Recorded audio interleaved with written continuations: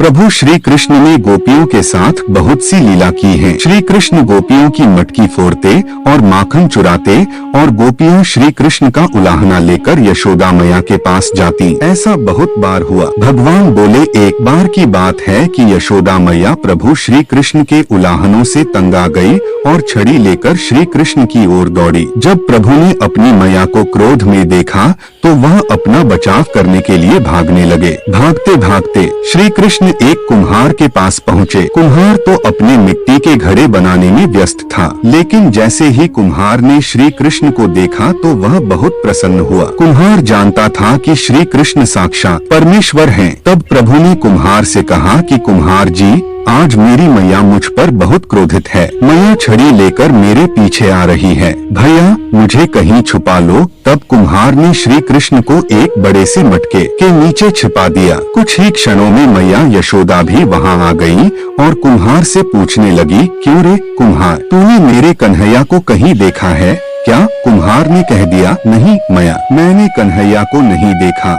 श्री कृष्ण यह सब बातें बड़े से घड़े के नीचे छुपकर सुन रहे थे। मैया तो वहाँ से चली गयी। अब प्रभु श्री कृष्ण कुम्हार से कहते हैं, कुम्हार जी, यदि मैया चली गई हो तो मुझे इस घड़े से बाहर निकालो। कुम्हार बोला, ऐसे नहीं प्रभु जी, पहले मुझे 84 लाख योनियों के बंधन से मुक्त करने का वचन दो। भगवान मुस्कुराए और कहा, ठीक है, मैं तुम्हें 84 लाख योनियों से मुक्त करने का वचन देता हूँ। अब तो मुझे बाहर निकाल दो। कुम्हार कहने लगा, मुझे अकेले नहीं प्रभु जी, मेरे परिवार के सभी लोगों को भी 84 लाख योनियों के बंधन से मुक्त करने का वचन दोगे तो मैं आपको इस घड़े से बाहर निकालूंगा। प्रभु जी कहते हैं, चलो ठीक है, उनको भी 84 लाख योनियों के बंधन से मुक्त होने का मैं वचन देता हूँ। अब तो मुझे घड़े से बाहर निकाल दो। अब कुम्हार कहता है, बस प्रभु जी, एक विनती और है, उसे भी पूरा करने का वचन दे दो तो मैं आपको घड़े से बाहर निकाल दूंगा।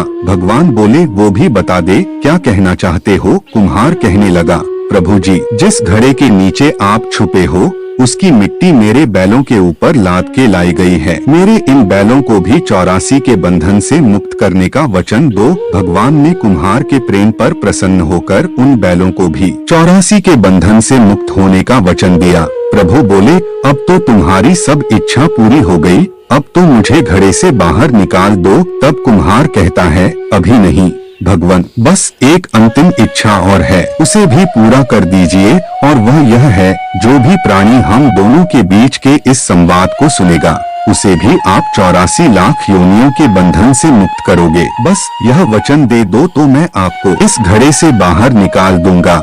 कुम्हार की प्रेम भरी बातों को सुनकर प्रभु श्री कृष्ण बहुत खुश हुए और कुम्हार की इस इच्छा को भी पूरा करने का वचन दिया। फिर कुम्हार ने बाल श्री कृष्ण को घड़े से बाहर निकाल दिया, उनके चरणों में साष्टांग प्रणाम किया, प्रभु जी के चरण धोए और चरणामृत लिया, अपनी पूरी झोपड़ी में चरणामृत का छिड़काव किया और प्रभु जी के गले लगकर इतना रोए कि प्रभु में ही विलीन हो गए। जरा सोचे, जो बाल श्री कृष्ण 7 कोस लंबे चौड़े गोवर्धन पर्वत को अपनी इक्नी अंगुली पर उठा सकते हैं, तो क्या वो एक घड़ा नहीं उठा सकते थे? लेकिन बिना प्रेम रीझे नहीं नटवर नंद किशोर। कोई कितने भी यज्ञ करे, अनुष्ठान करे, कितना भी दान करे, चाहे कितनी भी भक्ति करे, लेकिन जब तक मन में प्राणी मात्र के लिए प्रेम नहीं होगा, प्रभु श्री कृष्ण